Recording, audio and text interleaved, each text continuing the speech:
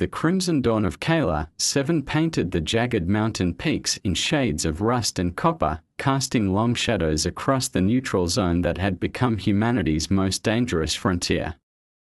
Captain Mara Ellen pressed her palm against the reinforced viewport of Outpost Vigilance, watching the horizon where 2 civilizations had drawn their invisible line in the cosmic sand.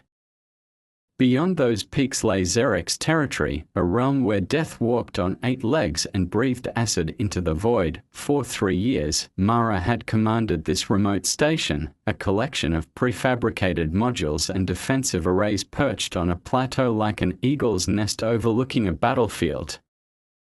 The outpost resembled the research stations scattered across Earth's Antarctic continent, but instead of studying penguins and ice sheets, her team monitored the galaxy's most feared apex predators.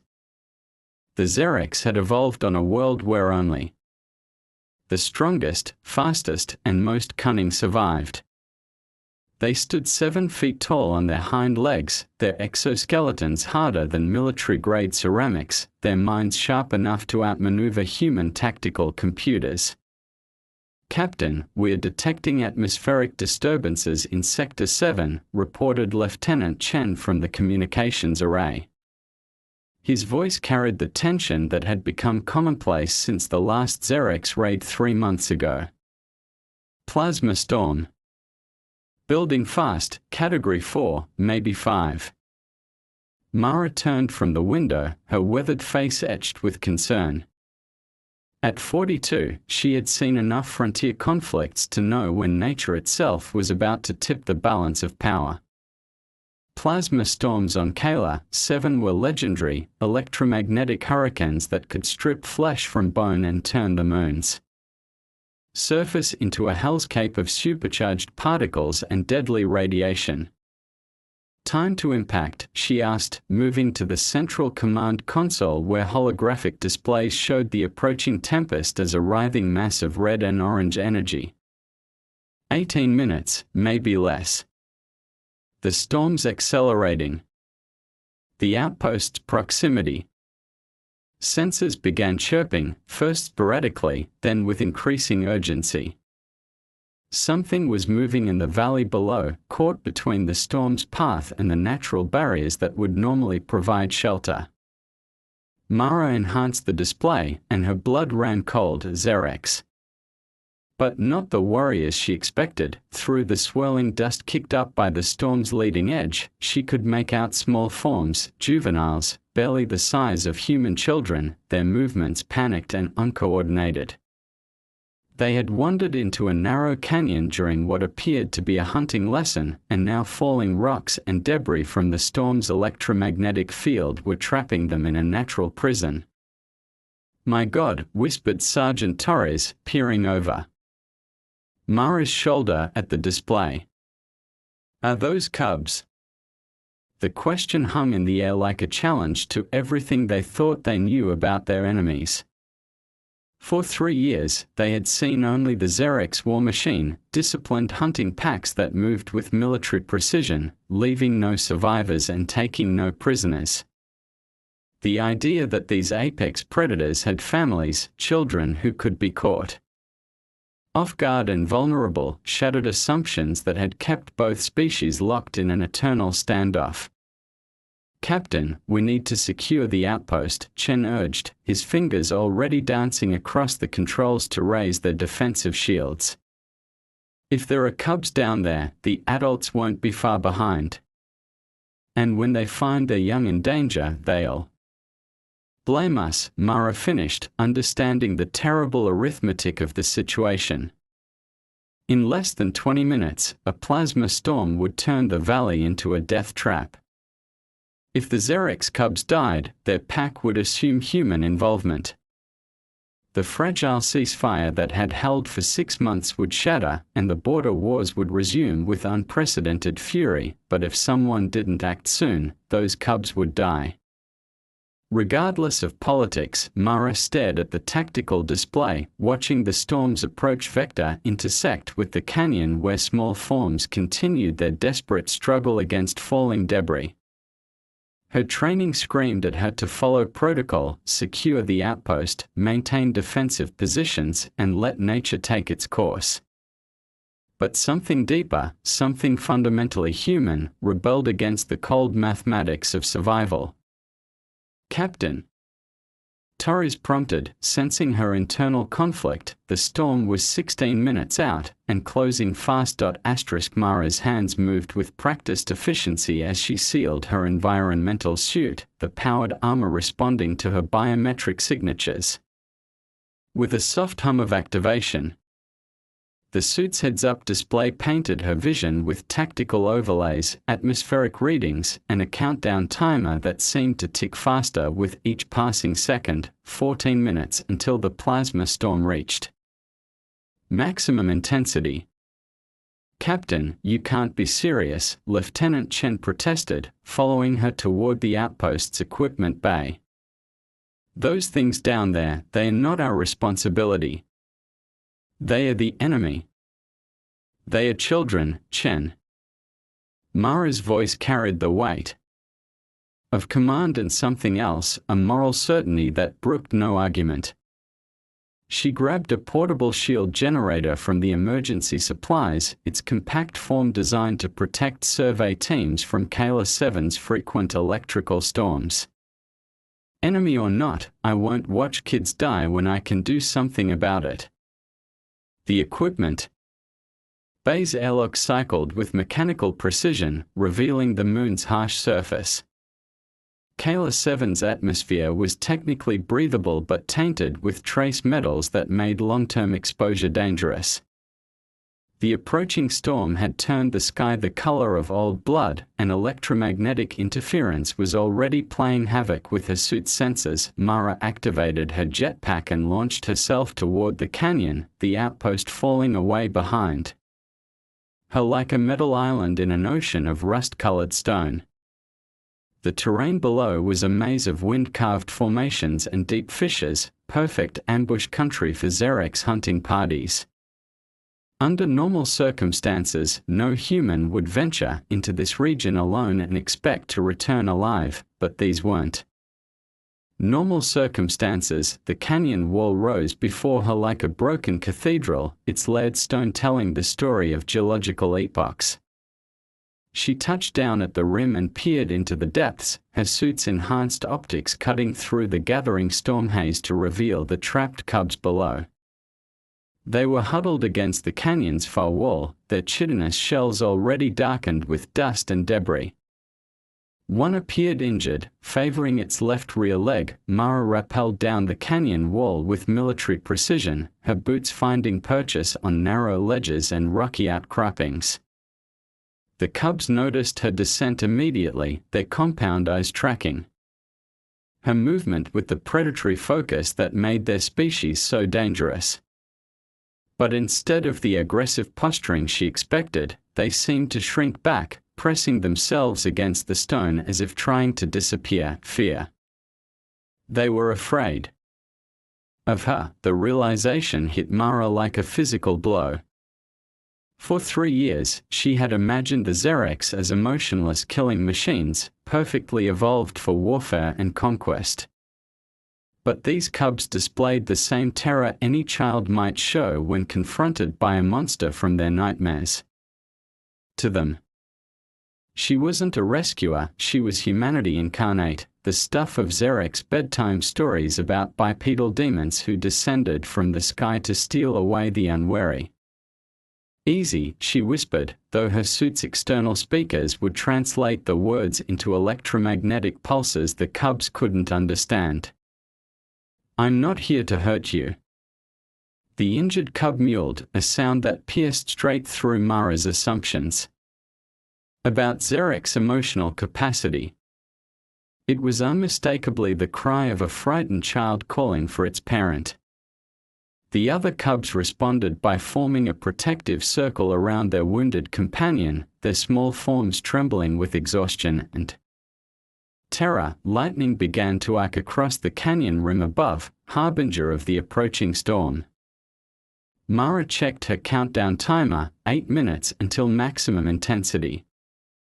The portable shield generator would provide some protection, but not enough to guarantee survival for herself, let alone 5 terrified alien children who had every reason to believe she meant them harm. She activated the shield generator and set it down among the cubs, creating a shimmering dome of protective energy. Then she did something that went against every tactical doctrine she had ever learned. She removed her helmet. The cubs recoiled at first, then slowly crept closer as they realized she was showing them her face, vulnerable, unprotected, human. Mara met their compound eyes with her own, trying to project calm and safety through body language that transcended species barriers. "It's going to be okay," she said, knowing they couldn't understand her words but hoping they might understand her intent. "I'm going to get you out of here." The storm's leading edge reached the canyon with the force of a natural disaster, turning the world above into a hell of supercharged particles and deadly radiation. But inside the shield dome, 5 Xerx cubs and 1 human captain waited together. In the eye of the hurricane, separated by biology and history but united by the most fundamental force in the universe, the instinct to protect the innocent. The plasma storm transformed the canyon into an alien hell. Above the protective dome of Mara's shield generator, the air itself seemed to burn with electromagnetic fury, casting everything in a hellish purple-white glow. Lightning struck the canyon walls repeatedly, each impact sending showers of superheated rock fragments cascading down like burning rain. The sound was deafening, a continuous roar that seemed to come from the planet's core. Inside the shield, the Xerx cubs pressed close to each other, and, to Mara's amazement, closer to her. The injured one had stopped its distressed mewling and now watched her with what she could only interpret as cautious curiosity. When she moved to adjust the shield generator's position, the cubs moved with her, as if they understood that she was their lifeline in this chaos. "That's it," Mara murmured, her bare head beaded with sweat as the storm's electromagnetic interference wreaked havoc with her suit's climate control. "We are all in this together now." Her suit's proximity alarms began screaming, not from the storm, but from massive signatures approaching through the tempest. Xerx adults, moving with purpose despite the deadly conditions. The cubs' pack had come looking for them, and they were close. Mara's training told her to put her helmet back on, to prepare for combat, to ready herself for the fight of her life against apex predators who would show no mercy to the human who had dared to touch their young. But something deeper, some instinct she couldn't name, kept her helmet at her side. If she was going to die here, she would die as herself, not as humanity's anonymous representative, but as Mara Ellen, a woman who had chosen compassion over survival. The first Xerx warrior appeared at the canyon rim like a nightmare made manifest.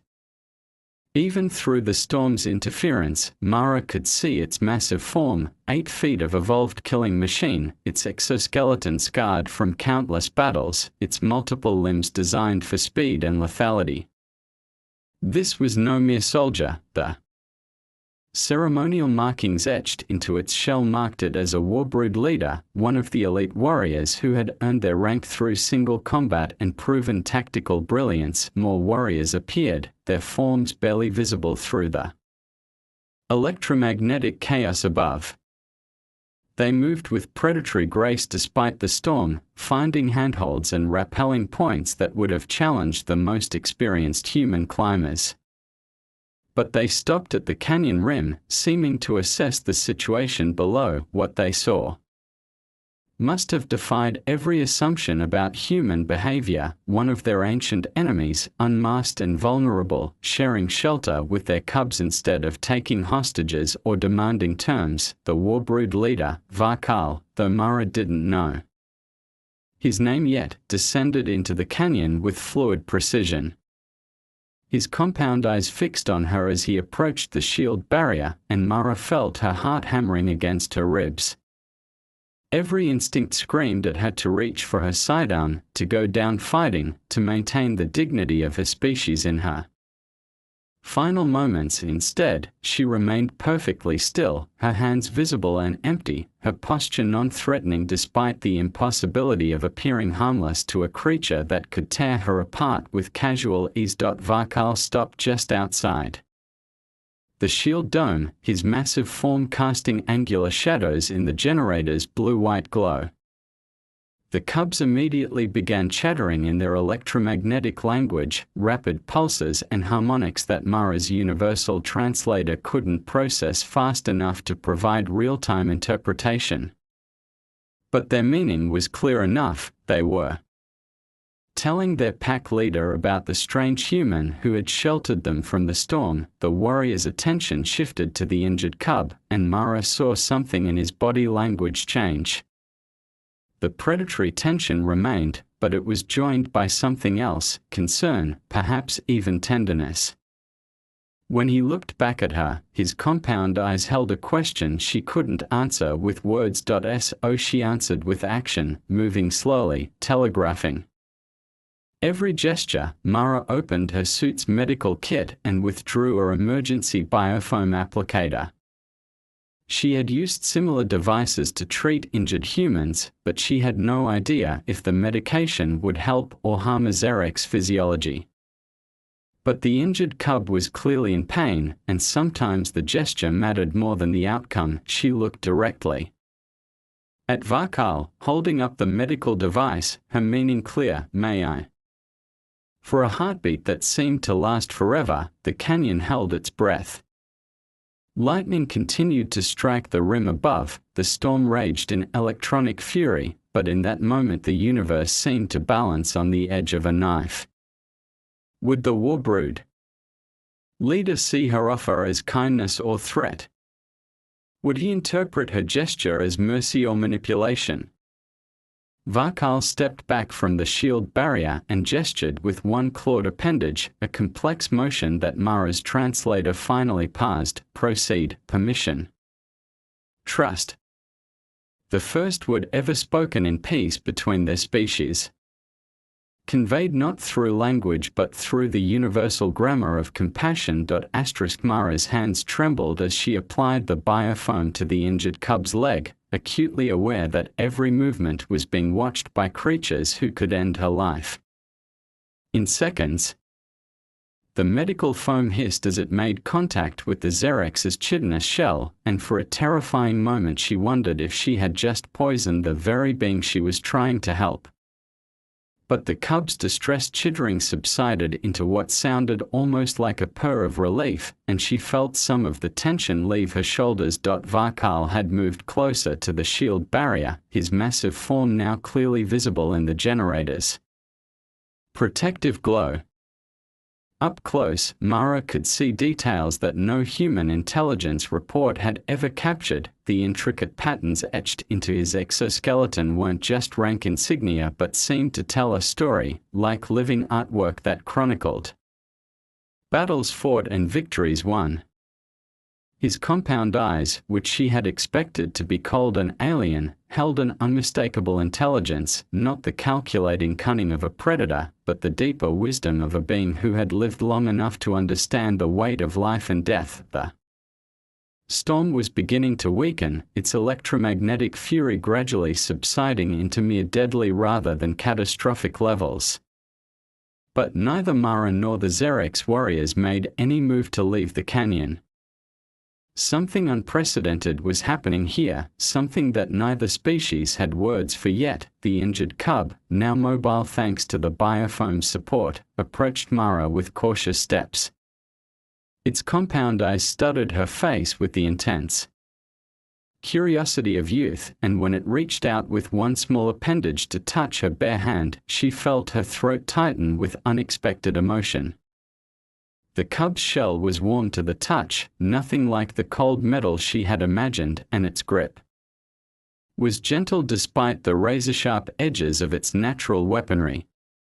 "Your young one is brave," Mara said softly, knowing Varkal couldn't understand her words but hoping he might understand her tone. "They all are," Varkal's response was a complex series of electromagnetic pulses that made her universal translator work overtime. When the meaning finally resolved, it was simpler than she had expected. Why? One word, carrying the weight of centuries of conflict and misunderstanding. Why had she risked her life? Why had she shown mercy to the offspring of her enemies? Why had she chosen compassion when warfare would have been safer, more predictable, more in keeping with the established order of things? Mara looked at the cubs clustered around her feet, their shells still dusty from the storm but their eyes bright with the curiosity of childhood. She thought of her own daughter back on Earth, a girl she hadn't seen in 3 years because someone had to guard the frontier, someone had to stand watch at the edge of the known galaxy. She thought of all the children, human and Xerix alike, who would grow up in the shadow of a war that neither side could win and neither side could afford to lose. Because they are children, she said finally, her voice carrying across the canyon despite the wind. Because someone has to be the first to choose something different. Her universal translator worked frantically to convert her words into electromagnetic pulses, but she suspected the real communication was happening on a deeper level, through gesture, through action, through the simple fact that she had removed her helmet and shown her face to beings who had been taught to see her species as monsters. Varkal moved to the shield barrier's edge and did something that stopped Mara's heart. He retracted his natural weapons, pulling the razor-sharp claws and blade-like appendages back into his shell until he appeared almost defenseless.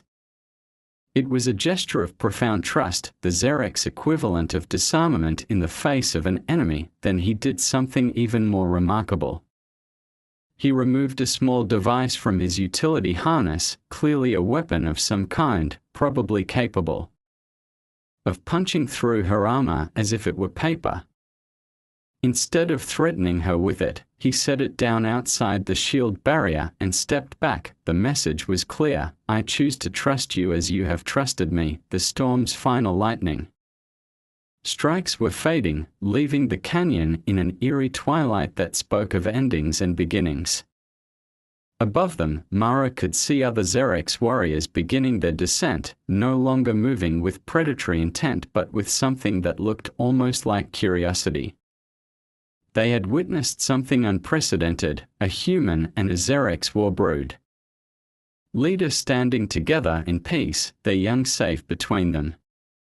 As the shield generator's power finally began to wane, Mara stood and faced Varkal across the barrier that was about to disappear.